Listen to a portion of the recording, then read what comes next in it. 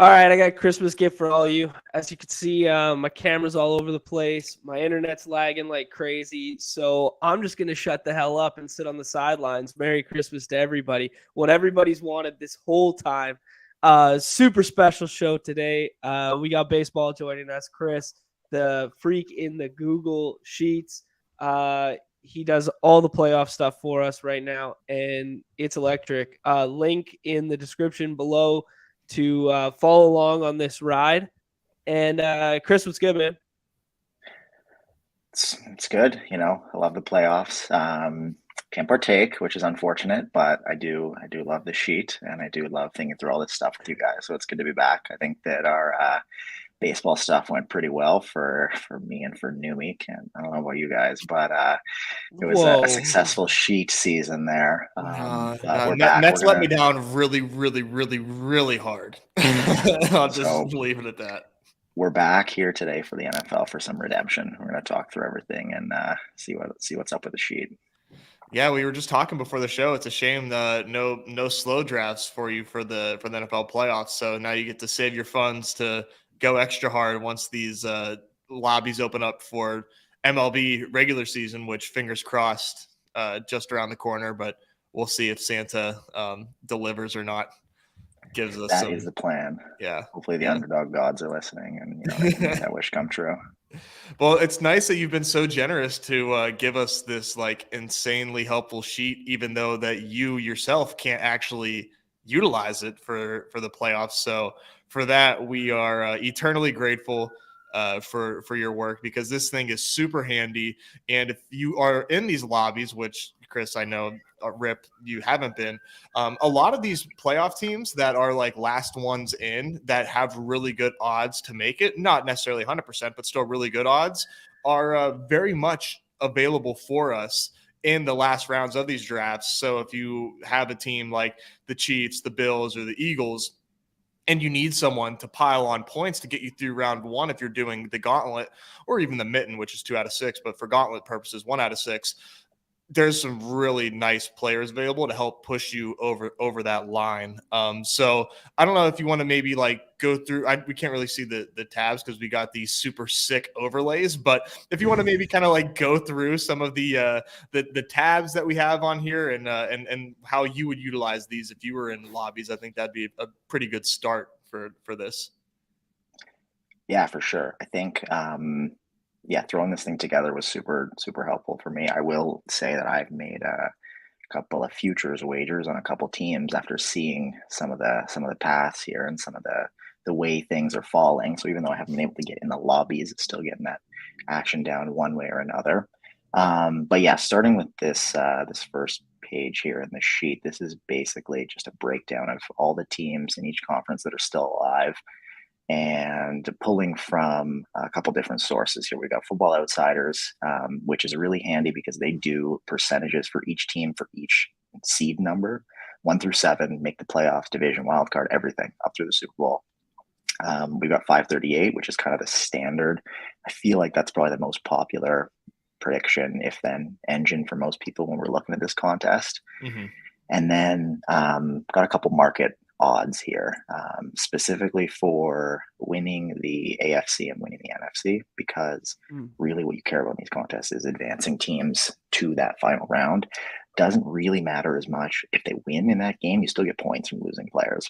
So what we care about are kind of not just what the computers are spitting out with the 538 and the Outsiders numbers, but we want to know what the books are thinking, and specifically what the sharp books are thinking. And that's why I've separated out Pinnacle from just an average of some of the other books that are listed on a plug for BetStamp. If you guys are wagering, looking for a better way to track your plays and find the best lines, definitely go check those guys out.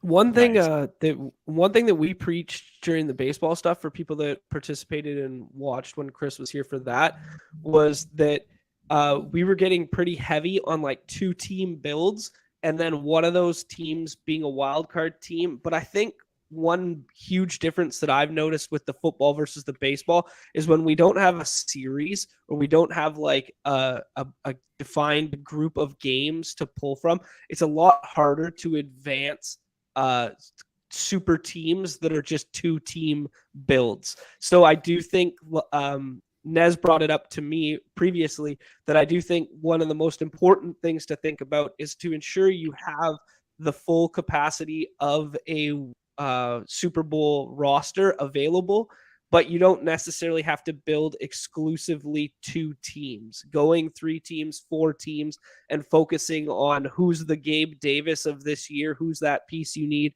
to thrust you into the next round is way more important in football than baseball. Do we kind of agree with that statement? I mean, I think so. I've said that for baseball season, but I think in baseball, 2 teams, like you said, is way more viable than 2 teams just in football. But I think there are builds where going strictly 2 teams is viable and optimal depending on who you're building around. Chris, what are you kind of seeing, and what are your thoughts on that this year? So I think yes and no. I think that 3 teams here is much more viable than baseball, like you said, just because of 1 game versus 1 series. The variance is ramped up in a 1-game event. You can have points scored. Points are going to be more correlated to winning the series in a baseball series, best of 5, best of 7, or whatever, than they are in this 1-game kind of one-off format. I do still think that you want to be aggressive in trying to build out those 2-team stacks if you can, and then 3 if you need to. Personally, I feel like 4 is a little bit too thin. At that point, you are kind of banking on getting to get a full roster as far as you can. You need to hit both the AFC Conference Championship matchup and the NFC. And then even if you have like a 4-4-1-1 kind of thing going on with 4 different teams, you're only getting 8 to the final if you, everything breaks perfectly right for you. So I do like the idea of having a plan going in, trying to get 2 teams, maybe 3 if you can find the right ones. And then 4, I think, is where I would draw the line. Okay. Yeah, I like that. Well, I want to ask one question. Does field size matter, like in terms of which of these 3 contests we're playing? Because we're dealing with 45K in one, we're dealing with 33 in another, and 900 in the other. Do we think field size matters in terms of the way in which we build? I think definitely it does. And I think specifically, like the one key big difference between the gauntlet and the mitten is the number of teams that advance out of round 1. And because the mitten, we get that 2 of 6 advancing, that's going to lower the bar kind of by a good amount in terms of what do you need to get out of round 1. And as that's the big obstacle, because the paradox here is the teams that are the bye teams have the highest chance of making the Super Bowl because they have 1 less game to play, but they're also fully missing out on a round. You can kind of, it's tougher to play that both ways in the gauntlet, where you can need to hit the 1 of 6 in round 1, as well as, getting those teams far. In the mitten, I think you can thread that needle a little bit finer, where you take some more shots on these bye teams. We'll talk about the AFC here in a couple of minutes, because I think that's the most interesting part of the contest, is how you play around that 1 seed on the AFC side. But I think, especially with the mitten, I think they're going to run multiple. Like, this one's going to fill pretty quick. Definitely. And then they'll run another and another and another probably. So you're not dealing with ADP like across a full month. You're dealing with it in these like 10-day kind of chunks of time, which make things a little bit different. Yeah, that's a really good point, because the gauntlet will probably go up until week 18, and we'll have more information there, and then you can kind of and then people will have, with more information, be able to build more complete rosters. There's going to be a lot of dead rosters in early drafts who, maybe the Chargers don't make it, or, any of those kind of teams that we're not 100% sure on. Like, obviously things could happen, and then they could end up being dead spots on rosters. Whereas, like you said, with the mitten here, this is going to fill with incomplete information. So there's definitely, I would say, an edge there to kind of get risky with the mitten, because of the fact that not every, like, you're going to have a more unique roster than everybody else has already, and you have the 2 out of 6, so you kind of have more leeway to get to be risky. So I do really enjoy drafting the mitten. It's a lot of fun to not have to like sweat so much about, oh man, I have to build a team that at least can get through. I think also going back to the having like eight players in the Super Bowl, like that would be fantastic. I think if I'm building out certain teams though, I'm just like trying to make sure that I have like a starting roster. And if I get there, then that's my starting roster, specifically with like the Eagles, where if I'm taking a couple Eagle skill positions or I'm taking Jalen Hurts and a couple players along with him, like at that point I'm then throwing like a smattering of players together to hopefully get there, because I think it's going to be super super hard for any Eagles teams to not only like get out of round one but then like advance from there. Like these teams that you see in the finals, like yeah, there are going to be a lot of like complete teams, because that's just like the correlation with winning games and advancing, is chances are you're also scoring points in those games to get you through.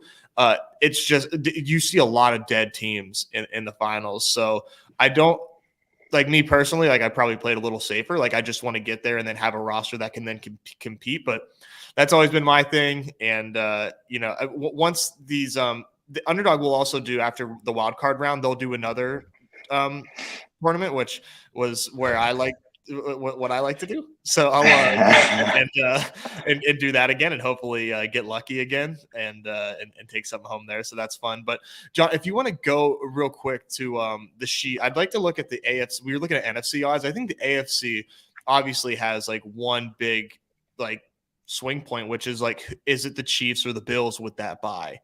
And right now it looks to be like the Bill. I'm guessing, Chris, correct me if I'm wrong here, that if both the Chiefs and the Bills win out, that the Bills hold the tiebreaker over the Chiefs and they would then get the bye. Is that right? Okay. John, if you want to flip over to the AFC teams tab, we got the Bills and the Chiefs lined up there, and it's got their schedules. Yep. The Chiefs have the easier schedule between the two. The Bills have that next Monday night. They got to go to Cincinnati and play Cincinnati, which is going to be a great game. And that is Cincinnati's kind of backdoor way into this one seed if all hell breaks loose. But lining up the rest of the games, like Casey's got Seattle, Denver, and Vegas, which is a pretty soft landing. So it's really, Oakland. For some reason, the 538 schedule has Oakland still in there. Never forget. That's sick. Yeah, I love it. Yeah, ridiculous. But yeah, Buffalo has control at the moment. But they have the toughest game remaining between the two teams here. So they're in the driver's seat, but they have the biggest potential to kind of slip up. I think right now with the one seed, because roughly, like let's just say we ballpark it at 50% Buffalo, 40% KC, 10% Cincinnati. Like there's an outside shot. They beat the Bills. KC loses. It's Cincinnati's. I think people right now are drafting scared of the bye and viewing it as I'm going to draft KC and Buffalo, and then I'm going to add another quarterback just in case my team gets the bye. And I think actually it should be flipped around. I think right now you have kind of a unique opportunity to draft both of those teams with this uncertainty about getting the bye or not getting the bye. And what you should be doing at the moment actually is taking shots on both of those teams as if they're not getting the bye, building out the rest of your roster like that. And then in the end, two of those three teams between Buffalo, KC, and Cincinnati aren't going to have the bye, which in theory makes them more attractive because they are going to get an extra round. You're going to get a full game from these studs. And my perception is that ADP will slowly start to rise on the 2 and the 3, the teams that don't get the bye, as people start chasing those guys up the board. Yeah. So I think right now, if I were in rooms, I would be targeting all three of those as one QB, like try and make a silver bullet team with those and use that uncertainty for yourself and use it as leverage as opposed to leaving it to the rest of the room to kind of let you want to guide the draft as opposed to letting the pieces fall to you. Yeah, let's absolutely. Let's dial it back for a second. In terms of like roster construction and stuff like that, what are you guys like aiming to build here? Mark, you've been quiet for a minute. Like, what would you guys think optimal roster construction? One quarterback, two quarterback. The pass catchers are all grouped together, tight end and wide receiver. So I'm thinking like 1-3-5-6. 1-3-6 is what I've been kind of like gravitating toward. What do you guys gravitate toward? I think it depends on the roster composition. Like, what's your name, Chris? Yeah. Okay, sweet. Sorry, my fault. I should have known that. As Chris was talking about, like it depends largely on the situation. Also, something additional to think about, I think, in these that additionally to what Chris was talking about is like the strength of the defenses per conference. Like the playoff teams in the NFC have much better defenses just as a whole than the AFC do. So looking for like there's potential to be higher scoring games throughout the playoffs for the AFC teams. So yeah, like for me, just loading up on AFC teams right now, I haven't been drafting many one quarterback teams, but that's like right up my alley as like someone who is not afraid to embrace the variance. It just comes down to risk tolerance, right? And like how much variance you want to accept and how many entries you're going to put in and how you're going to manage that portfolio. It just comes down to individual risk management and variance acceptance, I think. Yeah. I will say, go ahead, Chris, you go. Thanks. No, I totally agree with the risk tolerance and the variance part. I think literally before you sit down to do any of these drafts in a large quantity, figure out what's your time bankroll for these drafts, what's your dollar bankroll, and what is your overall plan for the contest. Because truly in this game, specifically playoff contests, you're building a portfolio of teams and you want that portfolio to have the largest chance to win the most amount of money. And I think you need to basically think through what works for your time and your size of bankroll. If you have a lot of time and you're going to put in a lot of teams, you can kind of afford to be more even and balanced and stick to some of the distributions of Super Bowl matchups that are out there. But if you're putting in maybe like 5, 10, 15 teams competing against people that are putting in a lot more time and drafts in, you can pick your spots and really just leverage yourself fully against the field and say, I'm all in on Cincinnati going to the Super Bowl, and then build 15 Jamar Chase, Joe Burrow, T. Higgins, Joe Mixon teams and pair them up with all of the NFC teams. And that can be your way to kind of to gain leverage. But I really think that's a conversation you need to have with yourself before you start getting into any of these kind of contests about setting your expectations and what is your plan and what is your goal. I really think we're going to see some Cincinnati steam here soon. Like they to me are like the most attractive team to build around, not only because of the fact that they're not. John, you're not muted. My bad. You're good. Not only because they're like obviously not likely to get the bye, which gives you the first round points, but also we in this contest, just from AFC to NFC, there's just not a lot of like strong contenders. Like we have obviously Eagles, Chiefs, Bills, Bengals as like the really strong four, and then after that, it's like, I mean, people like to draft the Cowboys because the Cowboys are easy to stack, but I don't and then you have to put your faith in the Cowboys actually like winning. So like to me, it's like, yeah, they have a really good defense, they have a good pass rush and everything, but is that necessarily something that I want to put my money on? It makes for good builds, and if it does happen, then like terrific, then that payoff is humongous. But yeah, it's just tough. And in that same vein, I've been really interested in the Vikings because of that. As far as like another NFC team, I mean, at this point, it's just kind of like pick your poison, like get your takes off. But like as a team that can put up points in the first round and they're really easy to pair everybody together. That to me just seems like a really attractive build right now.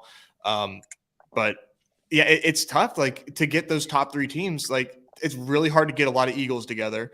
It's really hard to get a lot of Bills together. And for Chiefs, we're seeing McKinnon get a lot of steam right now. So you really have to like, if you want these teams, like understand who you get, like it's tough because if you do take Mahomes and you get his smattering of pass catchers, are any of those guys going to put up a big enough score to get you past round one? It's a fun thought exercise, but to me, I've been playing it safe, not necessarily taking a second quarterback with my Mahomes teams, but making sure that I pair him with enough like NFC one-offs like that can give me enough scores. That could be the really wrong way to think about it, but I'm just thinking I'm trying to play both sides here and just make sure that I have a chance, period. And maybe that's the wrong way to do it, but regardless, it's all about filling out that starting roster for the Super Bowl. The other fun thing about the AFC, like Mark was talking about, is not only are the defenses worse, but the offenses are better, and the coaches and the quarterbacks in the AFC. Like right now, it's Josh Allen, Patrick Mahomes, Joe Burrow, Trevor Lawrence, hopefully, Herbert, Lamar, and Tua. Like that's a sick combination of 7 teams, and all of the underdog teams in the first round, the second round. I think each of those teams are like coached by sharp people that would recognize that they are the underdog and go for the jugular and try and win these games. And like Miami, they've shown that they're not afraid to go into Buffalo and go toe to toe with them. McDaniel's pulling out 4th and 1 calls 5 minutes into the game, pressing the gas pedal to the floor. Doug Peterson is no stranger to like really going for it. Harbaugh and Staley this year, who knows? But in the past, he has shown that is something he is capable of. Whereas in the NFC, you just have some of the like Dan Campbell's a crazy man, so that's kind of a write-off. But like the Giants, I don't know, like they don't really inspire Philly much confidence. even. Yeah, Philly. Like there's just a lot more meh on the NFC side for me. I agree. It doesn't feel good to draft these teams because it's like, gosh, do any of these teams that I'm drafting actually have a chance to get there? And it feels super thin. So it does feel much better to take your Dolphins, maybe back before these last 2 games where they've kind of been uninspiring, but they're still projected to get there. It just feels better to take in my experience drafting these. It just feels better to take some of these AFC teams, like you were saying. But looking at these here, I think what's interesting is Jacksonville now firmly putting themselves in the playoff position, giving us more pieces to draft around. It kind of stinks that it's with another sexy one-off team and the Chargers because they've got some. So is this just I'm kind of curious with double Miami here. Is that on purpose? So basically what's happening on this sheet is it's pulling in the most likely team for that spot. So because Baltimore is still live to win their division, their 100% playoff odds are chopped up between the division and the 3 wildcard spots, where Miami and the Chargers are only getting chopped between 5, 6, and 7. Okay. So technically, Miami and the Chargers are more likely than Baltimore at each of the 5, 6, and 7, which is why we have 2 Miamis. Okay. But in reality, Baltimore is going to take one of those spots. Probably, I think it'll probably be the 5. They got a game in hand over both those teams. So more likely you get Baltimore 5, Miami 6, Chargers 7 in some order. Have we talked about any teams and targets that we like right now? Because that Baltimore one, that's why I led with Lamar on the cover. That Baltimore one sticks out to me. Just would it surprise anybody that Lamar just wins a couple games in the postseason and he's free right now? It wouldn't, but his price is way too low. His price is way too low for the ceiling that he represents. We see it in projections every week. The ceiling that Lamar has at quarterback rivals every other quarterback. It could very well be you're in your pod and it's not, we don't get the awesome games from the other quarterbacks. And then it's Lamar putting up a 30 burger. Now it's oh, did you have Lamar Andrews? And they might not even win that game, but together they can put together such a monster score that it's that it becomes something oh shit, did you pair Jalen Hurts with Lamar and Andrews? Nope. Oh damn. But in that vein though, as far as a one-off goes, if I don't get Christian McCaffrey, because I think he is far and away the running back to have in these contests, and that's why his ADP is so high. He's on a great team with a fantastic defense and an awesome offense that is going through him right now. What the question is, like, does Elijah Mitchell come back? And if he does, when, and what is his role when he does come back? Because we've seen him kind of vulture some carries, but for the time being, CMC is just the engine there, and he is probably going to put up a score in that running back position that is going to be really, really hard to beat if you don't have him.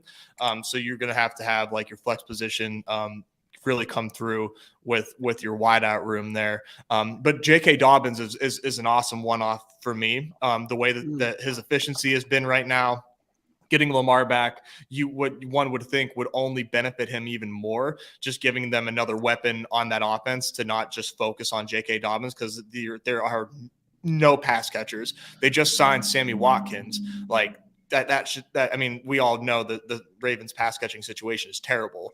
But Dobbins is free. He's literally free, and he gives you a potential flex spot for round one, and it's guaranteed that they're basically in the playoffs. Like it's there, it's happening. So that's the biggest thing with those back end are undervalued. Like those back end like pieces of these drafts, it's like you're either plucking at teams that are really thin to make the playoffs, or you're plucking at less sexy situations of like players that are probable to make the playoffs, like the Titans or something of that magnitude, or like the Titans were last week, right, or the week before that. Right now they're I'm almost dust. Yeah, now it's like, well, why don't we touch up the Ravens in that situation instead? I don't know. This isn't going to surprise anybody when I say that I kind of like the Bucks. Like they're getting healthy, build out a couple Brady doubles. Would it surprise anybody that Brady just like they get a home playoff game and they win? Like, right. No, right? Like and their prices are super suppressed as well. Like we're talking like eighth round Mike Evans, stuff like this. Mm-hmm. I'm really glad you brought that up because it's disgusting. But if you just turned off that Bucks game at halftime last week, you would have been like, "Oh shit, they're kicking the shit out of Cincinnati." Mm-hmm. Todd Bowles is like, he's become a new man. He's born again. Like, he's pulling the right levers. They went for it on fourth down twice. They took the ball right down the field, made it look easy. The defense was swarming Joe Burrow all over the place. Then they had the dumbest quarter of all time. The first thing that kicked that off was them attempting a fake punt from their own like 20, which was pretty dumb at the time. But at least like that was like I'm like, okay, I'm seeing a new side of Todd here. Like, he is willing to roll the dice and go for it against a better team, even in a spot where he's like, up by a significant margin. So I'm not scared of any of those other shitty NFC South teams really catching the Bucs at this point. Look at that closing schedule. I mean, Arizona, Carolina, Atlanta. Hey, like, Carolina controls their own destiny. That's true. If they win out, they're in. Yeah, that is insane to me. Yeah. But this is a team that has like look at these ADPs. This is insane. Absolutely free. The Giants, no one is really taking any Giant outside of Saquon Barkley, who does potentially represent a nice helping score. But to me, I don't think that he really offers enough upside to want to do that, because I just don't trust the Giants. And I heard him ship chasing kind of brought him up in their draft as like a one-off piece. I'm not really interested in that. I would rather go elsewhere at that position to get help if I want a little boost over the hump of round one.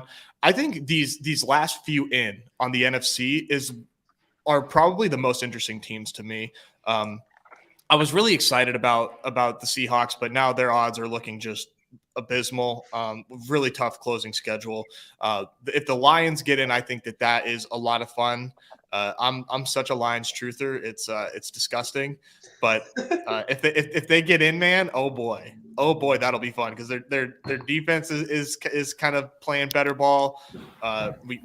The offense has some awesome pieces with Amon-Ra, and offers some upside at running back, because right now in these rooms, running back gets gross really, really fast. I mean, we're seeing Jerick McKinnon get absolutely shot up draft boards right now because we are so bereft of options, and the way he's kind of emerged, it looks like he's one of the more attractive options right now at running back. So Yeah, just he's giving us options here. RB6. He's Yeah, RB6 with an ADP of 21 right now. And I can't even be mad at that. Like that, Yeah. that kind of checks out because we have like nobody. And one thing I wanted to bring up was with the Niners likely not getting that bye, building a team around just a single McCaffrey to me is a lot of fun. Because we only start one running back, potentially two if you get a running back in the flex. I think getting McCaffrey and then just like picking like the Bengals, for example, are really easy to pair with the Niners. Or if you happen to get like some skill positions, like maybe Diggs falls back to you, or you manage to get Kelsey somehow, getting a sick AFC team to then pair with that. And then you get Purdy, or you can, if you're the Niners doing are Bengals, so easy to stack late because they have crazy. Debo, Kelsey, whatever, all available late. Ayuk available late, and it's all because nobody wants any piece of Brock Purdy, right? And I mean, yeah, to each their own, but like that team looks built for a Super Bowl run, right? Like that they defense is otherworldly, and they have all sorts of playmakers all over the field.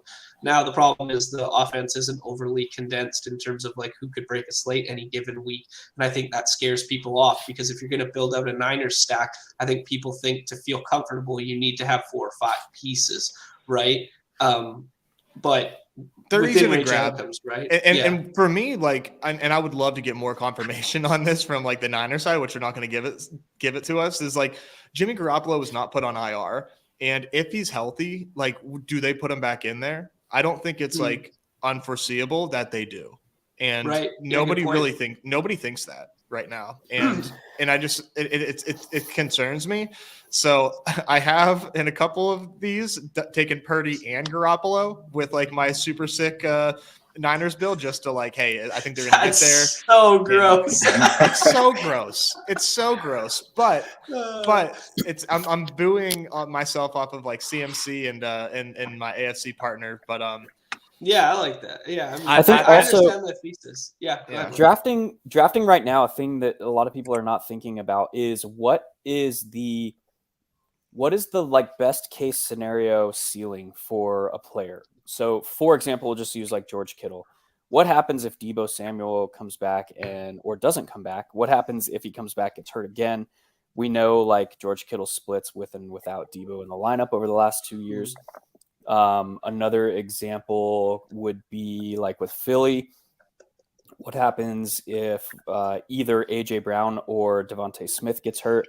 Like these offenses that have elite playmakers that are non-concentrated right now can turn into like mega super like hyper beast mode.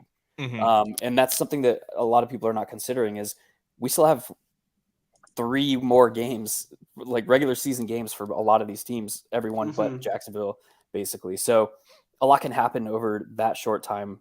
That's where I'm looking to embrace the variance a little bit. So like pair that idea with like the positional scarcity of tight end, something like that, like a Kittle or a Goddard or a Kelsey in a 1 tight end build, basically saying that team goes to the Super Bowl. Or I guess, sorry, you don't need tight end only. The only thing with that, is that you don't need tight end only. That's the only thing. Yeah. But yeah. So that thought is going nowhere then. Yeah.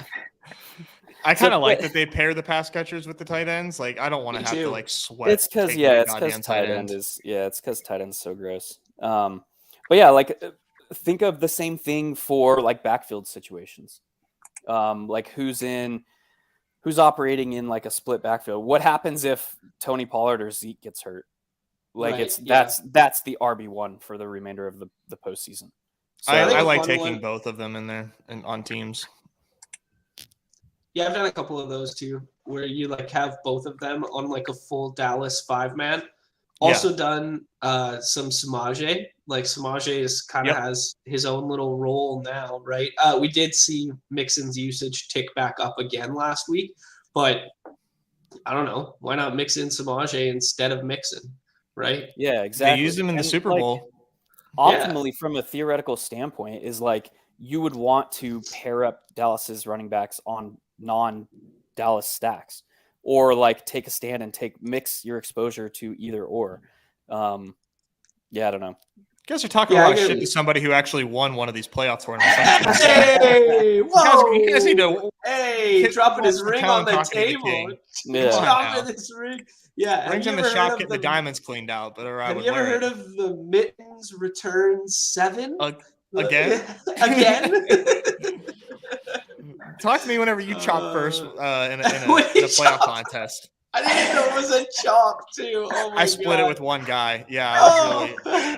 And I checked the makes pod too, like 5 times over. I didn't see him. Like I thought for sure I had like the only piece. I had a sick team. It was awesome, and it had a one-off Kelsey. Helped me get there. So it is what it is. What if he's the piece you need? Yo, Chip bringing up one in the chat. What's everybody's vibe on CEH? That's an interesting one. No. Yeah. Just flat out no. Yeah, the Mark? dude, like, this is playoffs, dude. So I'm trying to stay away from the dudes with fumbling issues. So like CEH, Antonio Gibson, trying to stay away from the guys who have been in the doghouse this season, because when push comes to shove, when desperation sets in, it's like I want the dude on the field that I can trust. So like it's the reverse Jerick McKinnon narrative. Yeah. Like while in theory, like it looks okay on paper, it's just like the chance of it actually happening would literally just be a Jerick McKinnon injury or something. And in that case, we're probably going to see some Ronald Jones as well. It's not going to be like just CEH's backfield. So I think, man, wouldn't that be funny if he paid off? Ronald Jones, the piece my you need, God. dude.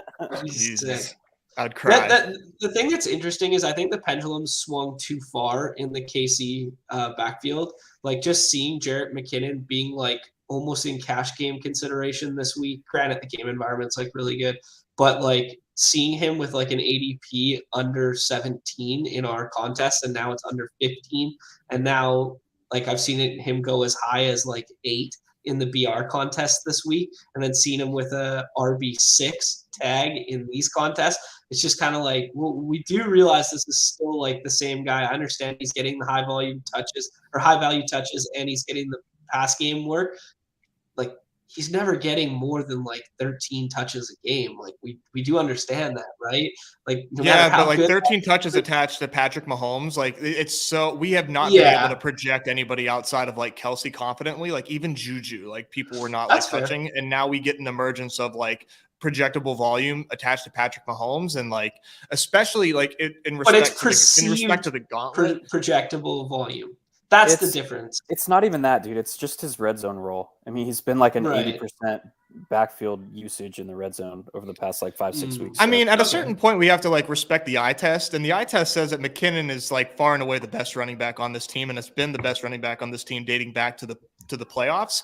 And I think that they want to make sure that he's healthy, because that's been his calling card, is that he's been injured his entire career. So now that he's finally healthy, and the thing with respect to the gauntlet, right?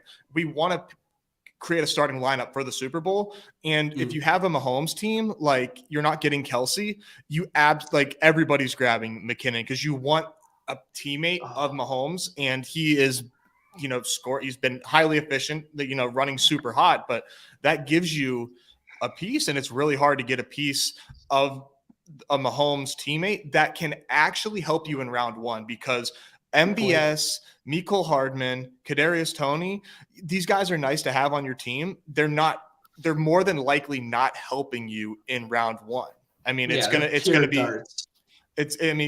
them is great to help, but like it seems thin. It's a lot to ask. Like hopefully one of these guys gets me through there. Your hope is that the rest of your team can help get them to the Super Bowl is kind of where I'm at. I'm not trying to put on my rose-colored glasses. Like, look at this sick, like 2-team build I have. Like, yeah, that's awesome. But like, like Stephon Diggs is like, could be in the first round. You have Jamar Chase in the first round. Like you have to beat some really, like, this is tough. So you got to I'm not saying play for round one. I'm saying give yourself a chance to get out of round one while also, that's the name of the game. I think This- we should Can you? draft soon. But Yeah, go let's do ahead it. if you want to Can- maybe if we have can- any more team takes or anything. Can you bring up the Super Bowl matchups page? Bro, while you're doing that, McCole Hardman is a dirt nasty leverage piece in this. Oh yeah, Ooh. Super Bowl That's matchups. it. You said. Yeah, like hit the refresh on that for a sec. The Hardman thing is a great point because I'm pretty sure the way this ADP works is it's been pulling in all of the playoff contest data from all of the gauntlets, from all of the mittens, even potentially back to the like early wild card stuff when Hardman was out and around. And this is part of the reason why the Chargers ADPs have been anchored so low is people were not drafting them at the beginning when they were outside looking in. And Right. so some of these ADPs are significantly lagged compared to like what the reality of the situation is now. Eckler and caught that a Hardman bunch of one. steam in Yeah. that same vein because we need running backs and I mean his usage speaks for itself. But Are there 2 Super Bowl matchup tabs? Because I'm seeing something completely different on mine. Scroll down. This is Football Outsiders. Pinnacle is on the same tab. Yeah, there we go. There I like you the go. Pinnacle one That's better. why. Truthfully. Yeah, that's what I'm looking at. Like if we just look from the betting market, like we're drafting with like such confidence, especially when we're like thrusting ADPs all the way up and stuff. Like look at the probability of the 1 seeds with buys meeting each other in the Super Bowl. It's less than 11. It's 11%. Like we can't draft anything with certainty when we're dealing with a bracket of 1 game one-offs over and over. Like, what would have the probability on this chart been last year for Rams Bengals? I don't know, 3%. Really low. Yeah, 2 point whatever. So it's like I think if we just consistently give ourselves paths to having outs in the Super Bowl, I'm less concerned about the actual teams because, like, how much EV am I giving up by not building Bills versus Philly, which is the best pinnacle-based odds version, but building Bills versus Giants? I'm only giving up like 9%.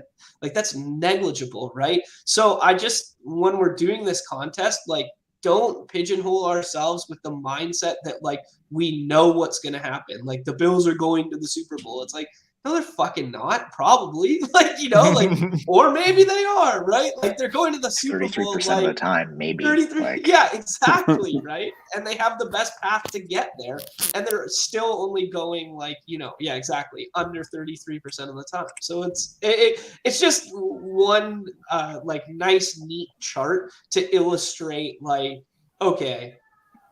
And I think the way that people have been playing this chart as well is the games that I've highlighted, like nobody really has much confidence outside of like these 6 teams. And like I'm going to give Minnesota a fighting chance. You're giving Tampa Bay a fighting chance, which I think is smart.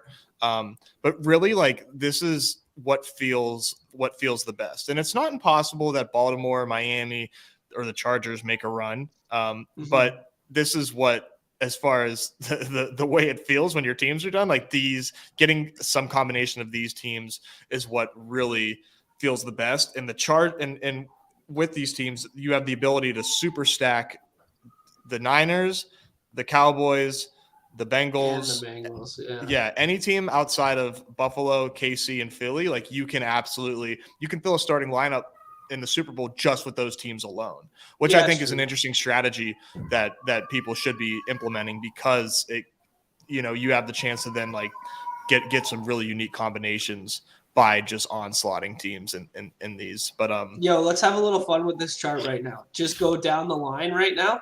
Just be like, give me one of like the quote unquote favorite side to make the Super Bowl and give me like one dart throw. Everyone. I just want to hear it. Who's going first? You want me to go first? I'll go first. San Francisco, San Francisco and Cincinnati. Okay. 3.5. So you like the 2 of those favorites to like meet in that regard. Mm-hmm. I'll give you my dart. Obviously, the Tampa Bay Buccaneers playing a home playoff game with Brady, and the other side, Baltimore dart. Wow, 0.38. You can like not necessarily to like meet. I just mean like those are like my darts. You know what I mean? Like well then Green Bay, dude. Fuck it. Wow. Yeah, right. Like Green Bay's like If you got to roll through, actually, there's no chance you have to roll through Lambeau, but still, be cool. I do think Green Bay is a really interesting team. Let's go ahead and get them up over here. Oh, sorry, sorry, Google Sheets, you're mad at me for being zoomed in. I think Green Bay has a really so right now they only have a 37% chance of beating Miami. I think that they can probably beat Miami like pretty easily.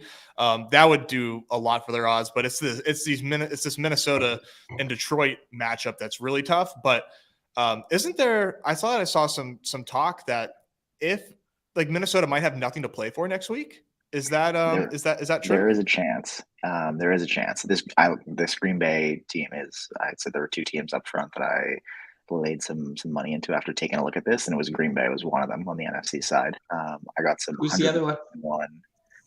We'll get to them later on the AFC side. Oh, a little that's tease. what we in the biz call a tease. Ooh. Got some 150 for the NFC and 300 for the Super Bowl before their Monday night game, and beating the Rams of all teams has cut both of those in half. So they basically have to. Yeah, they got to win out, but like exactly that Minnesota game might be for nothing for Minnesota, and that Detroit game would be potentially for everything. With those two teams matching up in week 18 in Lambeau, Sunday night flex probably. Like you want golf outdoors, like in Wisconsin in the winter. Like okay, sure, go for it. Like it's. Fringy and frisky, but like it's possible. Yeah, I like that. It is. That's cool. All right, are we?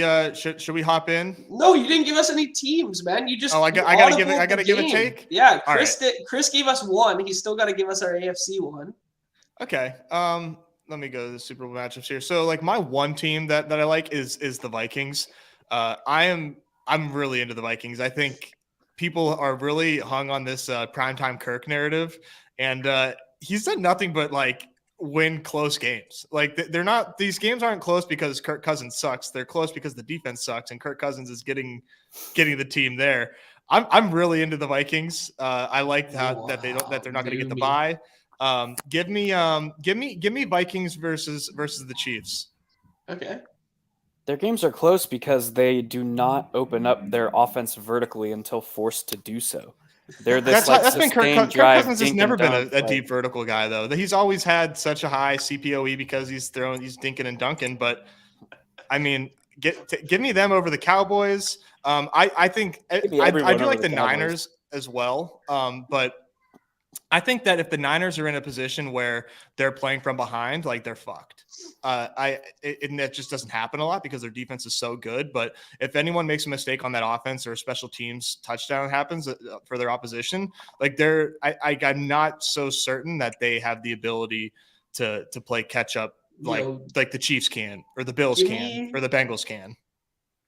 Give me Scooby-Doo meme of pulling Nez's head off right now and Numi being underneath. Numi doesn't have confidence in his Vikings though. He'll say we need to do this, we need to do that. I don't expect us to win, but like I will jump the shark and say that the Vikings I think actually have more than a fighting chance this season. I like it in the NFC. The NFC is just a little wide open. Okay, Chris, give us that AFC team, and then let's draft some of these bad boys. So that AFC team was Miami for me. Despite losing 3 in a row, we did like 3 tough spots like that. Buffalo short week, late game in the shit weather after 2 brutal losses was one of just the worst scheduling spots that I can remember. And they showed up and put like 120% on the fucking table. And were basically like, they laid it on the line in that game and they had multiple chances to win until Josh Allen went, basically just God mode Josh Allen and buried them. But like that team is live. And what was the recipe for Cincinnati to do it last year? Explosive plays down the field, relatively aggressive offense, somewhat of a defense, and hope that the ball bounces your way. Like, I don't think that Miami team has any fear going into Kansas City or going into Buffalo or whoever, and McDaniel will just call the game like he is an underdog and take his shots and like push to the end and push all of the ledges. I think I have confidence in McDaniel to at least like recognize the spot that they're in and not. I think he is the type of coach that maximizes their chance to win the game as opposed to maximizing their chances to lose by less. Mm-hmm. Good call. I like really that. like that. Mm-hmm. The way that you described him as a guy that like wants to be aggressive, and I think people have kind of seen Tua fall back to earth a little bit and are like now just completely writing them off. But they have some really sick pieces to take here. Like you can get Waddle is falling aggressively in these lobbies now. He's very fun to take here. So we're doing a mitten. So we are 2 out of 6 to advance. 2 things I'll say just in general about like roster construction and like these rooms and stuff like that. Don't get tethered to ADP. Have a plan. Like just come into these contests and be like, yo, I got a plan. This is what we're going to do in this draft. It's totally fine in these contests comparatively to let's go with your Christian McCaffrey plan. Okay.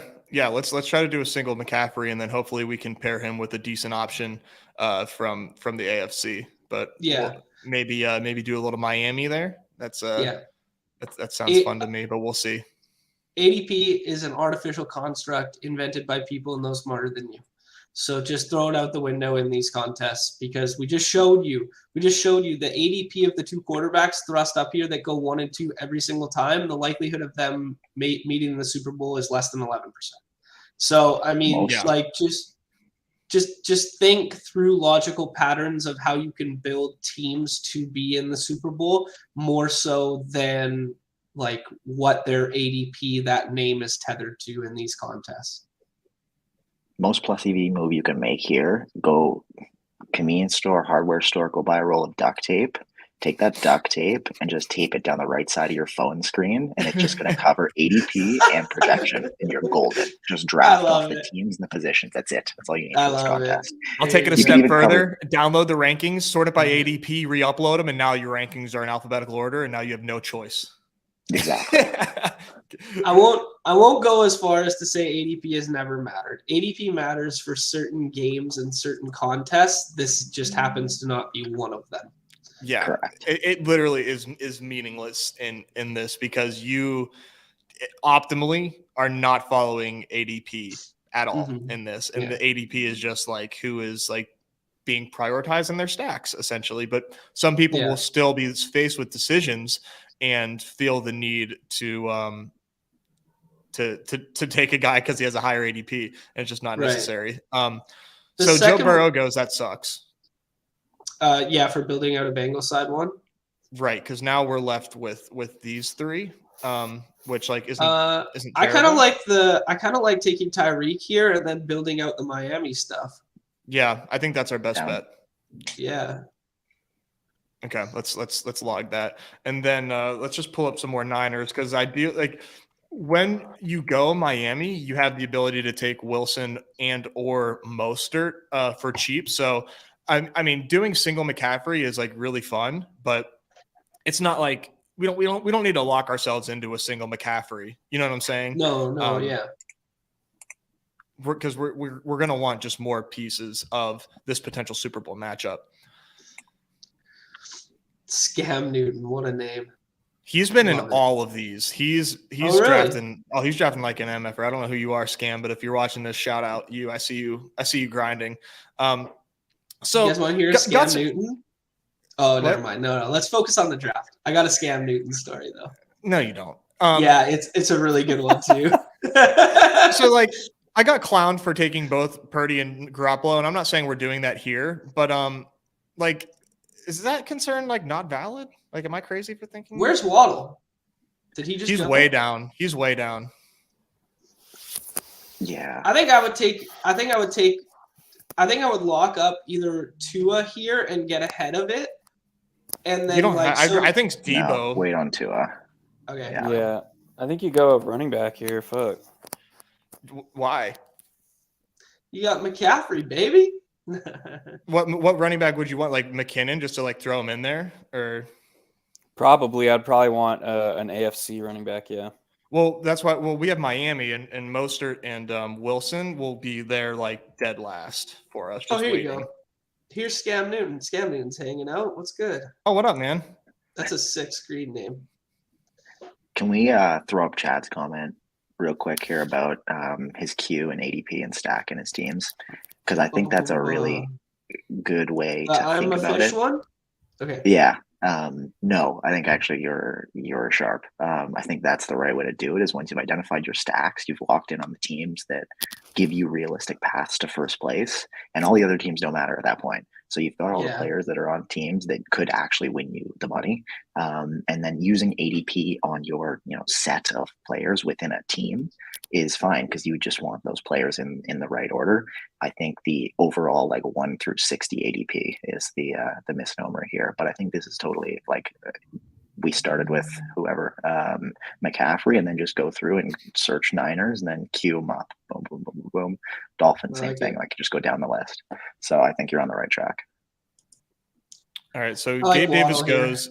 Yeah, I think we're left between Waddle and Kittle. If we're playing the ADP game, Kittle makes sense. We're left with an Allen team. I think I prefer Waddle. I prefer Waddle because I'd rather double stack Miami than like you could still double stack San Francisco or triple stack San Francisco with like Ayuk later or like other pieces later. But what do we think about an Eli Mitchell with CMC? Is that insane? I've done it. Yeah. Don't mind it. Don't really love it with Miami because they do have the two free running backs at the end. So you kind of have if we weren't building a Miami matchup, I think that would actually be viable. Yeah. Is this going to be a 2-team build right now? Is that what we're gearing up for? I think we take them until there's no one left to take. Like I'm not taking Cedric Wilson. I'm not taking Trent Sherfield. Not taking Juwan Jennings. So once we get like our studs on both of these teams, then we can add a third team. I have like J.K. Dobbins down here sitting. I think with the Jaguars. But okay, so I like the thesis of what you're saying. I'm also considering ADP while we do this, and you can kind of get greedy in the middle a little bit. So do we want to build around just like McCaffrey and Debo and then get Ayuk later, and then so you want to try to do Lamar and Tua? Is that what you're saying? Yeah, like I was thinking I wanted to do Lamar Andrews, Tua, Ayuk as like and then one of the Miami running backs to fill it out. Yeah, let's do that. Let's try that. That gives us 2 outs. With so we're saying the Niners make the Super Bowl, we get outs with the Dolphins, we get outs with the Ravens, and we will have Dobbins late, we'll have these running backs late. So we're going to take a shot on Tua not being taken because I think the next pick that we're going to want is probably want to prioritize Andrews over Kittle at this point because we made such a big investment with Lamar. We're saying that McCaffrey and Debo, like if that's who we end up with, hopefully we can get Ayuk as a consolation prize, but for now, like this is our building block here. So that's a very good point, Ned, and it does hit on we're cool to leave Tua for now because we have Tyreek and Waddle. And at this point, this is stay in your lane drafting mode where we actually want these other 5 people in our room to be as sharp as possible and be focused on their own teams. And for all of them, it is minus EV to go off the board here and take a. He might take Tua. I think he because Herbert's gone. This pick could suck really hard because these guys already have their consolation prizes. You just gotta let it be. All right, that's clutch. Okay, so. Go back to our draft board here. So we can confidently say we're going to get Tua. If anyone takes a third quarterback, meet me outside. How about that? All right. So we'll do Andrews here. And now now, like we've got 5 picks left to make, or 4 picks rather. Yeah. And we can start to kind of think like and one of those is going to be Tua. So we actually have 3 picks left. Mark, do you have a lean on the Miami running backs? The lean would be probably Jeff Wilson. I feel similarly. Yeah, just he's been running ahead of Mostert when healthy, so no reason to not assume that would be the case. He also just feels like he's built for workload. Like Mostert doesn't feel like he's built for workload. Mostert feels like high-end speed guy, big play guy. He just feels like 13 touches, 15 touches max, and like tapping out every time it comes to like second down and he breaks one on first, or tapping out for third down or whatever.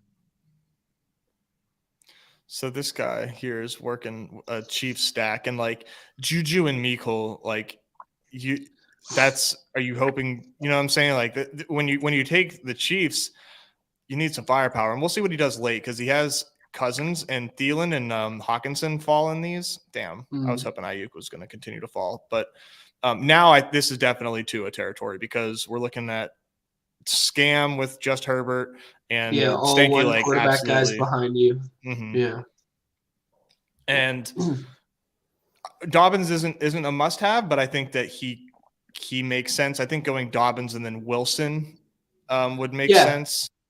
And then we would then have to take one more player here. And then now I could then be talked into like Jawan Jennings as our third Demarcus Niner. Robinson, Sammy Watkins For Green Bay. Stop it. Why would we do that?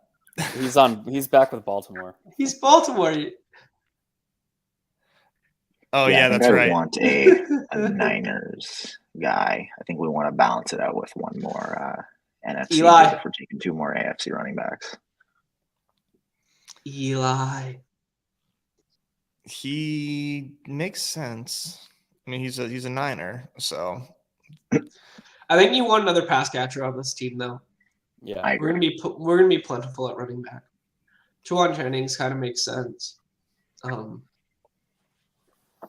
Yeah, or like it depends on how you want to play it. I would probably prefer getting a teammate. Like I don't think a fourth. What about a one-off Amon-Ra St. Brown? Yeah, like that. Like that's certainly fun, and I don't hate it. So are we Dobbins here? Yes. Yep. Okay. I agree with that. So we are 3 Ravens, 3 Dolphins, 2 Niners at this point.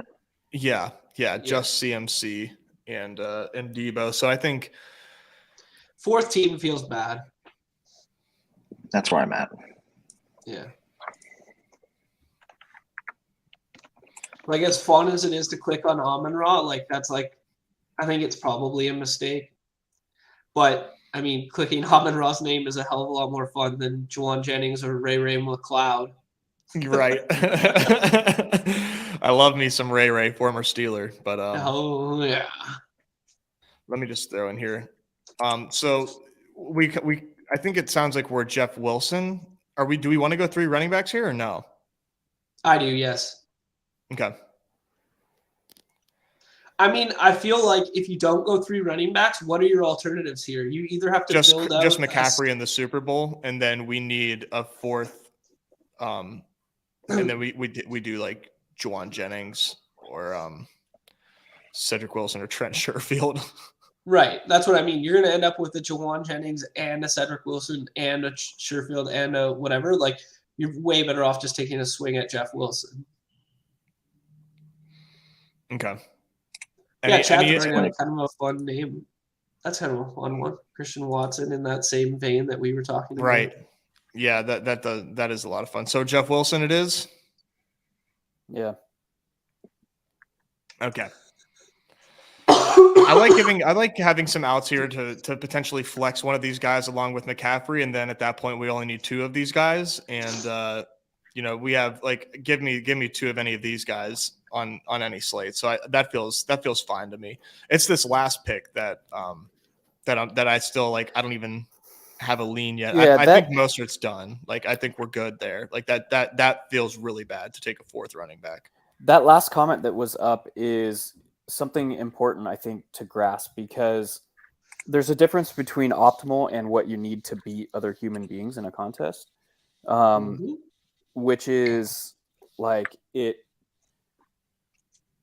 depends on like who ends up going to the Super Bowl. Is it it's a little bit different now when we used to be playing these playoff contests where you had 2 bye teams from each conference. Now where you only have one, it's much more likely that somebody plays 4 games in the Super Bowl.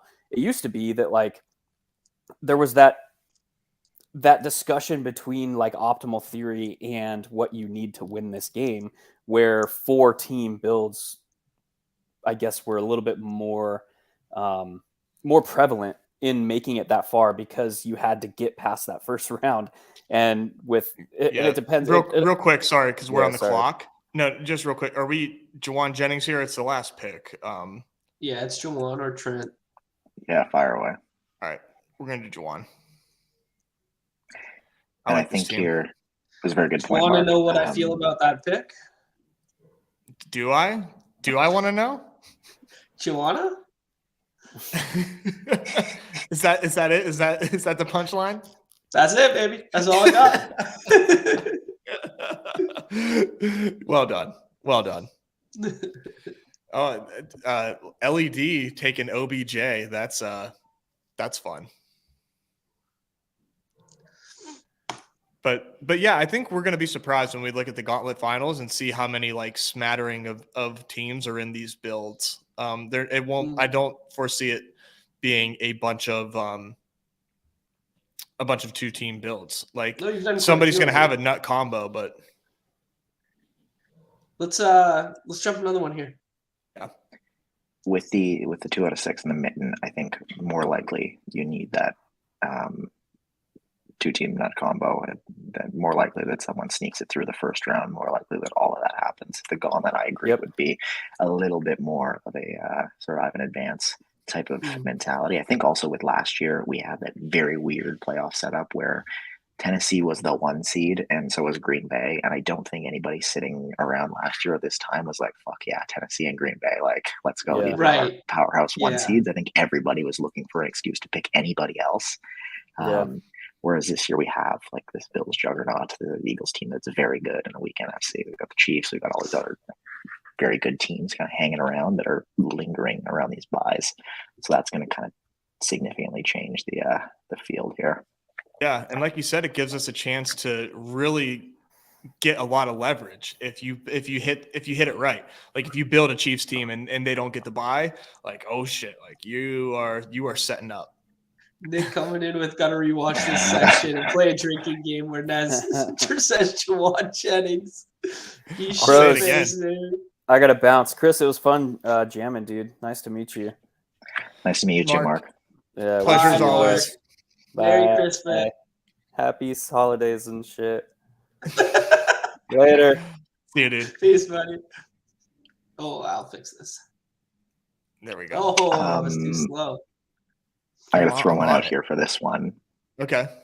Do we want to lever up and jump the line on either Bengals or Cowboys? Yeah. Jamar Chase. And then just load it up. Yep. Let's build the nut Bengals lineup here. I love doing that. This was, I think, the number one takeaway that I had from the baseball drafts was it all goes back to that one sheet with the Super Bowl matchups, and like everyone is drafting the top of the board, focused on those 4 or 5 or 6 like combos at the top, and they're all fighting each other for those like 53% of outcomes when like we can corner the field. Yeah, exactly. With people are going to have pieces of the Bengals, but if we can have all of the best Bengals against X and Y and Z in like our portfolio of drafts, I really like that as a way to lever up. Like this opens the door for Bengals Bucks, Bengals Herzig Vikings, Bengals. Yeah, I like it. Herzig did it on. You can even do Bengals Niners, and like I mean, like it's less desirable without CMC, but you can do Bengals Niners. Herzig did it with Dallas on chip chasing, where they take CD 101 and then they build out that side of the board because you can't get the Bengals stuff at the other side of the board if it doesn't fall back to you. So you jump the shark with Chase at the front. And I mean, like, nobody's going to fault you if Chase is the highest scoring player in the playoffs. Get the fuck out of here. Of course he could outscore everybody else. He's Chase. So it's so for me, this is Higgins. I don't know. like It's Higgins by a lot. Yeah, same. Yeah. I would No, I rather not. totally agree with all of that, John. And one of the things you have to remember is you only get to pick 10 players here, and each of those spots is an opportunity to have someone advance you rounds and win you the Super Bowl. So any pick that you spend on a team that doesn't fit your overall narrative of what am I banking on with this draft is a waste. Like, you can have your 102 McCaffrey here, but then if you draft the rest of your team like the Niners aren't making the Super Bowl, you've just punted the second overall pick. Whereas we are now we're going to use all 10 spots here to, 5x whatever lever up on Bengals versus someone in the Super Bowl. And then it's a mitten. So we just advance round one. We squeak through a couple more. Anything can happen in these pods. Like, there's so many dead pods hanging around. You might get unlucky. This is why you build a portfolio with a lot of teams and a lot of drafts, is you just need a couple good shots to get through and give you a chance in the final. Because I think it was Eagles last year, James Brimacombe, who had everyone boxed out in the gauntlet, or whatever one of the mitten, whichever one he won. He had this Bengals Rams stack, and it was like, it's over. Like, there's nothing. Like, he had all the best Bengals and Rams. So that is the perfect like golden ticket scenario. That is exactly what you want to walk yourself into. And then here, this is obviously Joe Mixon. Like, the draft starts after this pick. Yeah. Kind of weird that I thought Scam he opted to go with a Niners side there. I thought he'd for sure go McKinnon in that build. Like, that's risky. That's risky. Ooh. I haven't seen a ton of, but this is what we were saying, right? Is like, you're so much better off in these contests when everybody stays in their lane, right? So it's like, does it look incredible on paper that he has a Mahomes Kelsey here? Yeah, but if you roll this room over and over again, like, you're gonna get your Mahomes Kelsey as well, right? Like, so we're on the clock.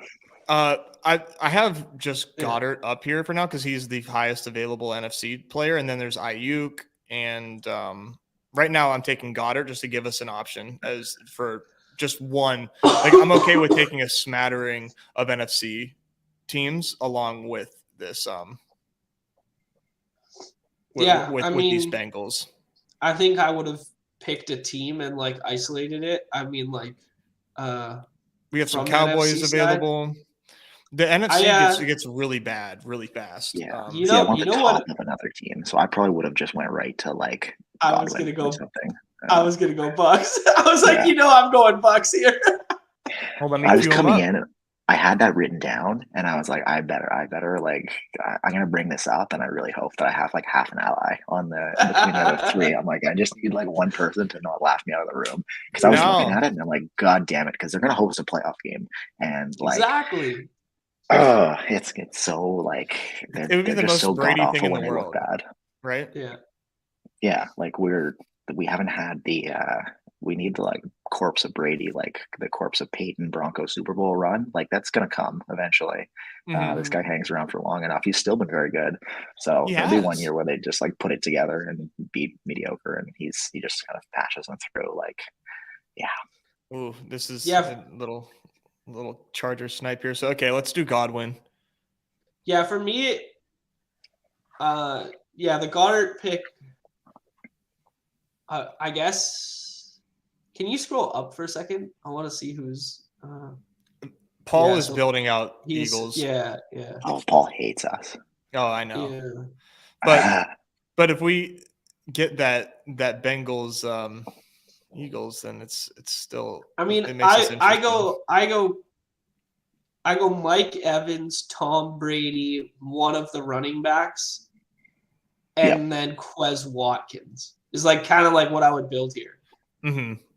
Yeah, I'd also consider Boyd or Hurst later on, maybe as like a. I like Hurst as like a potential like undrafted guy. No one. I don't see Hurst taken in many of these like at all. Yeah, it looks like he's out this week. That's official now. Yeah, he had a Q tag until this morning. Tweet. Okay, that's good to know. Yeah, no, I especially on these teams where you get ahead of ADP, use that to your advantage. That's fair. I guess we can talk about the Eagles and the bye in a couple minutes here. But when you jump everything and use ADP kind of against everyone else, I don't mind going deeper because we are locked in on we need a Cincinnati Super Bowl or we're not making any money. So if that happens, we want kind of the random outs as well to differentiate us from, because there's going to be other people out there that, like if Herzig talked about it on Wednesday, then like there's going to be people drafting in the same way. Yeah. So we want to cover like some of these options off as well. Yeah, he talked about it in the vein of Dallas, and then he was like, "Yeah, it's not going to be available for like that long, especially if they beat a Minshew team this weekend." Yep. So, yeah, I mean, this is what Chip alluding to, like, you know, he gets this sick Chase Jefferson start, and then the quarterbacks just go because he's in a badgeless room, right? I mean, that's why, like, the teams are always going to look so much better when people are staying in their lane in these contests because, like, we have a really sharp room here with a bunch of people that are either watching the stream or playing volume in this contest, and they know exactly kind of like, all right, we got to just build, like, this way, that way, right? Yeah, so I think these running backs are safe. So I'm going to opt for Tyler Boyd here. Sure. Because this guy has 3 running backs. And we can, like, I'm cool with taking both of those guys on this team. Yeah, I'm good with that. Okay. That leaves us, that would be like our final 2 picks here. That's it. And if so, one or the other, which way are you guys leaning? I think I go Lenny over Rashad just because he's a veteran. Man's called playoff Lenny for a reason. That's what I'm saying. That's what I'm saying. Or it could be like Unleash Rashad time. Either way, I think Rashad will make it back to us. It would be really surprising if he didn't. I like Lenny. Yeah. But we're cool with going both, assuming Rashad makes it back. 100%. Yeah. Yep. Okay. Yeah, I don't. I know that this has come up in other spots, with specifically Zeke Pollard being like, do I take both? Do I take one? Can I take both? I think here where like the number one concern is teams. How far is my team going to go? Which round is my team going to get to? Is my team going to get to the Super Bowl? Just get bodies. Like player takes are. Oh no.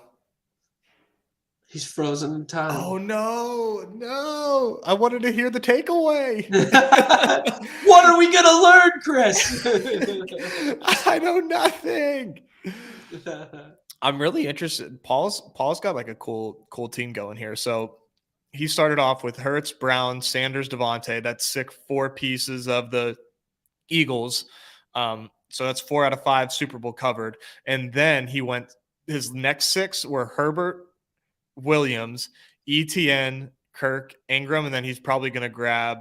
Will he grab? No. Oh, and then he goes Palmer because he has Herbert. So these are his like wild card pieces, and it's game stacked. 4, so 3, it's like 3 makes a lot of sense to me too. And I've talked about this in baseball too, like using a team as like a rocket booster, like you're a spaceship, and like they cannibalize them. But like he has correlation there, where hey, this game shoots out, I advance, lose 1, but then I gain 4 Eagles in the next round. Like I love that. I love that build, and I think that's a really sharp way. Okay, nice. Yeah, I like that too. Mm-hmm. And we can look at some of these other teams too. I think that style plays better in the gauntlet than it plays in the mitten, where to advance. But if you're using a buy team, then it plays beautifully here. You get what I'm saying? So like 4-3-3. Definitely more leverage in the gauntlet, but nothing wrong with like building the same way here. And like now you're just more likely to advance, and I still think getting an Eagles team, it's easier in the mitten. It's still going to be hard because I don't think enough people are going to do it right. Yeah, agreed. So chat. Okay, Chris, finish. Yeah. Save the board. I got it. What was my thought? I don't know. The Wi-Fi got me. You were talking about getting bodies. We were kind of discussing Pollard and Zeke. Yeah, I think going back to the duct tape, if you could cover the ADP and the projection, like I almost want to cover the player names too. Like if I could just see like position and team, like if you just block that off, like I honestly think that you could go in knowing nothing other than the structure of the contest and the odds and the percentages, and just make an informed decision about like I'm taking QB from X team and 2 receivers and 2 running backs, and then because the correlation matrix on a game in a single game, like we see this in Showdown all the time, that just shit can go out the window. And especially in a game like the Super Bowl, where both teams are incentivized to do kind of off the board shit to get an advantage, especially if you get two sharp teams. They'll do things that they haven't done all year to break tendencies and go, against a game plan that the other team is expecting them to run. Like all that beer run usage in last year's Super Bowl, like was anyone seeing that coming? No, but like he played pretty well. He was out there on the most crucial down of the year for them, because the coaches trusted him, and that was the look that they had practiced and they wanted to run with. So, like, just get bodies there, and then hope that you get the right bounce on the right day, pretty much. Yeah, well, I mean, it's the same thesis as like the playoff baseball contest. It's like everybody was stacking like Jordan and all this stuff to get the Astros to the playoffs, and Jordan does absolute dick in the finals, and you needed Bregman and Jeremy Pena. Like that's, right? It's like, well, the thesis was right. Astros to the World Series, but the players you needed weren't necessarily that. Yo, let's run one more mitten and call it. You good? All right. Let's go. I got one more in me. Chris, you got one more? I'm in. All right. Gotta get my 3 drafts exposure here. Yeah, I'm gonna name after royalties when we cash 15K here. Mark was out of that one, so that's better for our equity. That's tough coming out of his end. Let me. Yo, you guys want to hear the Scam Newton story or what? Go ahead. We're playing this game in LA at like the Commerce during like World Poker Tour event in LA there. And there's kind of like this like back area that's not like a private room, but it's like up on kind of like a pedestal, so everybody knows you're playing like the big game, and then the rest of this is whatever. So we're up there. There's a couple like celebs. There's a couple like good pros. Somehow I'm in this game, and then I'm sitting beside this dude, like pretty chatty, boozy up dude who's wearing a Auburn like booster style shirt, right? And he's kind of like got his hands like below. He's not really like shuffling his chips. Like he's clearly just like a recreational. But this guy's got like I don't know, $300,000 in front of him, something like that. Like he's got big boy money. That was like, it was a big game, but it wasn't that big a game. But he was making a statement, right? So I just like started chatting with him. I'm like, oh yeah, it's like, actually I look at him and I go, roll tide is what I say to him. And then he goes like, oh shit, like this. And then, so we have a laugh, we start chatting or whatever. And then he goes, yeah, man, like I'm a big booster for the program. Oh yeah, cool. Then he pulls his hand out from below the table and he's got a Natty championship ring that he's wearing like on his hand. Wow. Yeah. And he looks me dead ass in the eyes and he goes, Scam Newton. Best 100K I ever spent, and winks. And I go, no fucking chance. And then he's like, we never had this combo. Never knew the guy's name, never knew anything about him. Just showed me a natty ring, a wink, and a Scam Newton call. And I was like, oh my God, that's incredible. That's incredible. That's okay. That's a good story. So I want to throw out building like a Chiefs team without Mahomes, because we can get 2 of them, but we're fighting with Rollison. Is this a bad idea, or should we? I think I'd rather build something else. Yeah, Jefferson kind of fun. Too late. All right. I was gonna. You're on my ride right now, baby. I was gonna throw something NFC plus Chargers or NFC plus Jags are interesting to me. Yeah, now we're building with some shitty NFC teams again, especially now that Jefferson's gone. Well, we can and there goes Lamb. So here we go, guys. We're about to have an absolute time here. All right. Let's put poor Jay Rollison here in a blender. Oh God, he's gonna be so pissed. So you're going McKinnon here? Next pick. I'm playing the ADP game here, but yeah. So I think just going back to the nice thing is you have a fallback of Isaiah Pacheco too. Yeah, he's a real usage guy, and I might even add him in here too. I don't give a shit. Yeah. This might be a Purdy team. Who's to say?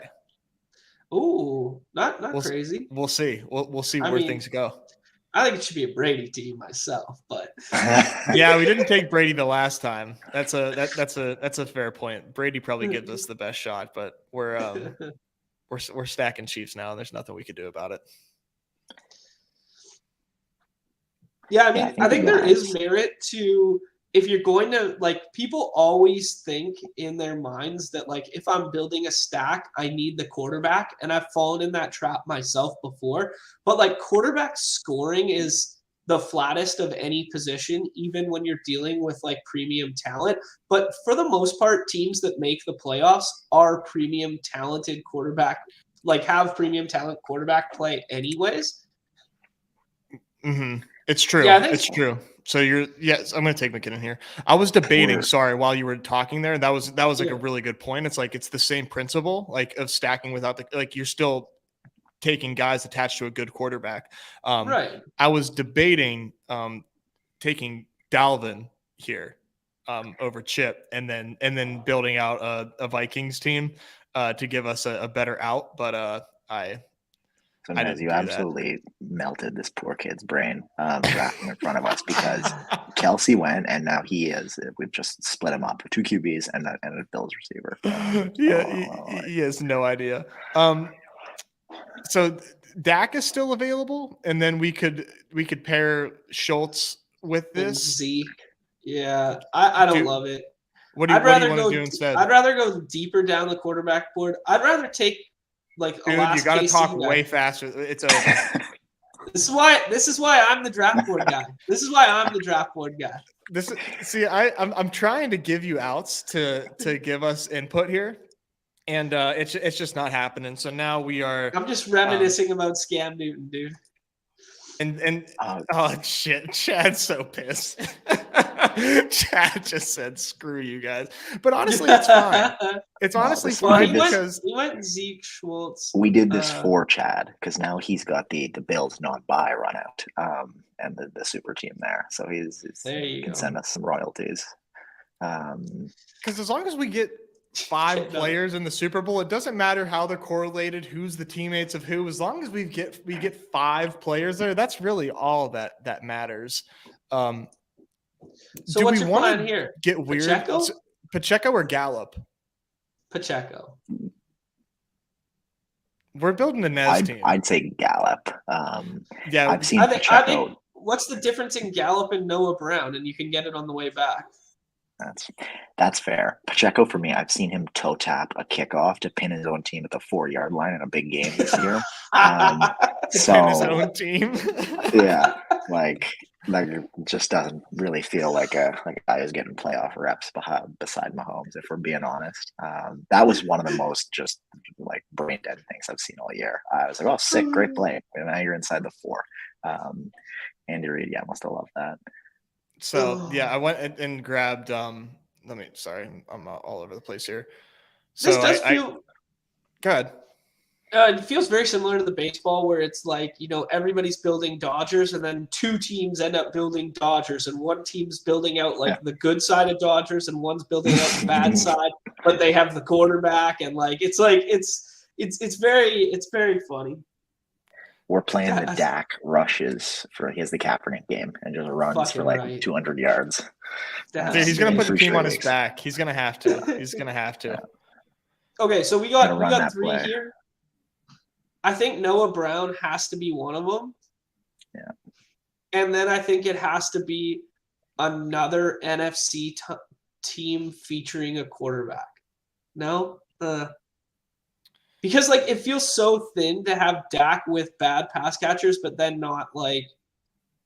But Mahomes, we have Mahomes lighting it up over here. We're gonna need another pass catcher from KC, or just in general. Brown for sure. Noah Brown for sure. I think you just take Noah Brown and fuck the ADP for a second, and we think about it. Yeah. Because I think your team's dead if we make a mistake here, but if you take Noah Brown, the team's live. Okay, let's zoom out for a second. Go to the board for 1 second. We got 3 picks left, right? Yep. Yeah. Are there any Lamar, Dobbins? I don't hate.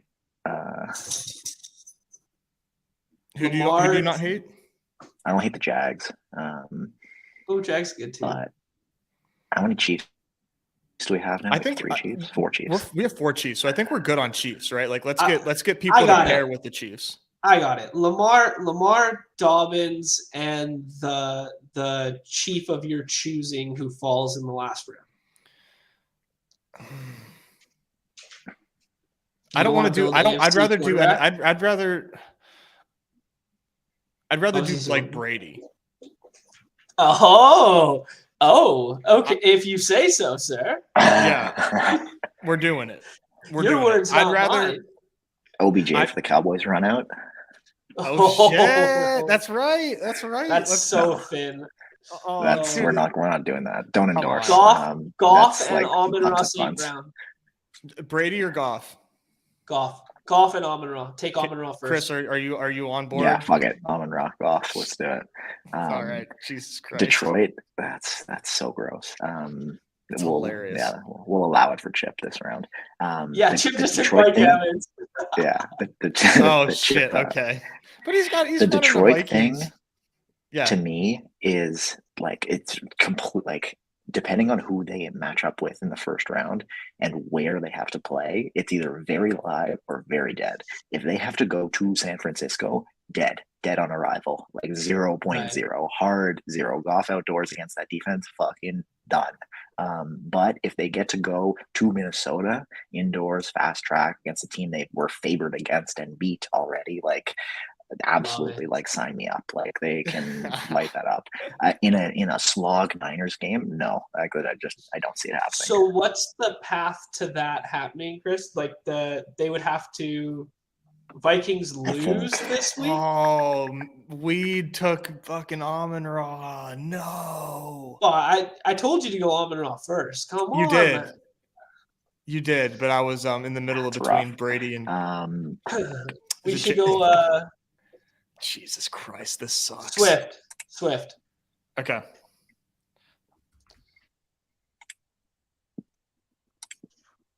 Yes. Jesus.